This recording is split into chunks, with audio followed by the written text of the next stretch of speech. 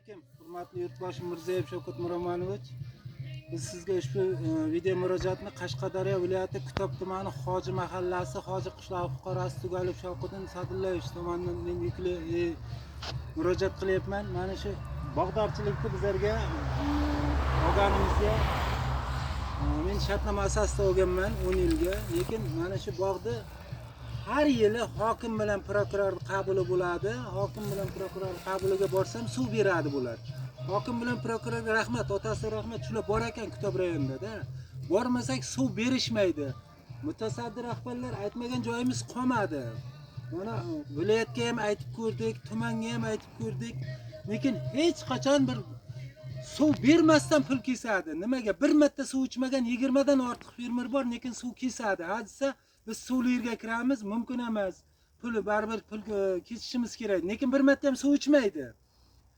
Bu sizni mana shu Kitob tumani qo'ygan suv xo'jaligi rahbarlari sizni oyog'ingizga bolta urib, bunaqa qilib orqaga tortib, O'zbekiston mana shu gullab yashnashiga hissasini qo'shmagan rahbar, sizga qaroringizga bo'ysunmagan rahbar, nima kerak bunaqa rahbarlarni bu yerga ishlatib?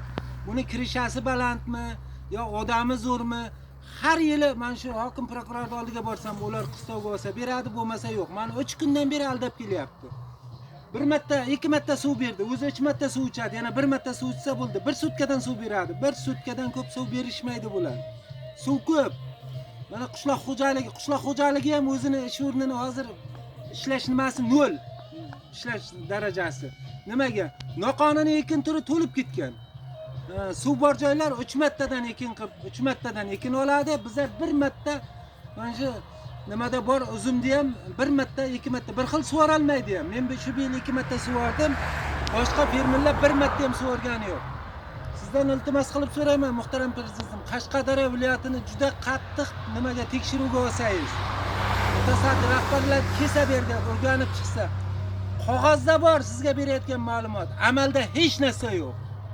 Hech qanday amalda yo'q. Hammasi sizni aldab kelyapti. Faqat aldov, boshqa hech narsa emas. Sizga mana shu Qashqadaryoda mana shu nimalarni kishida mutasaddilar kelib o'rgansa, fermerlar bilan gaplashsa, muloqot qilsa, suv yo'q, hech qanaqa suv yo'qligi uchun mana shu uzumzorlarni buzib o't ekayapmiz. Nimaga?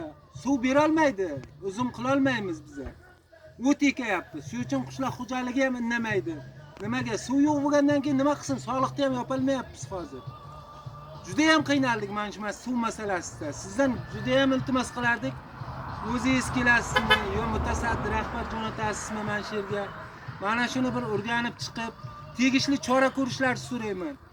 Bu rahbarlarga mana shu siz tekshiruv o'tkazib, aybdorlarga pora bilan tushganingizga jazo turi belgilayapti. U juda ham oson jazo turida. Bularni 20 yildan kamiga qamamash kerak. 20 yil o'ta og'ir koloniyada o'tash kerak bular.